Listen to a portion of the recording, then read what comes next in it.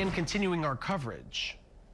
If somebody gets an AI image and uses a person's likeness and their voice to say something that is a lie about the person, and it makes them appear as though they're saying it, that's not protected speech.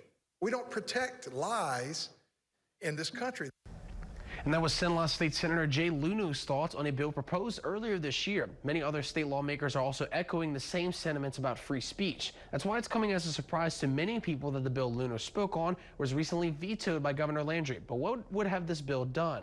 It would have banned all political media made with the intent to deceive voters. This means a political candidate wouldn't be allowed to post videos or audio that has been manipulated in a way that is entirely wrong or fake, a practice that is commonly referred to as a, quote, deepfake. Some lawmakers voicing opposition to the bill, like State Senator Blake Miguez, say the bill would be, quote, jumping the gun and could have created tighter restrictions on First Amendment rights. Following the veto, Governor Landry released a message to the legislative leadership sharing those same beliefs, citing concerns that the bill could infringe on free speech rights.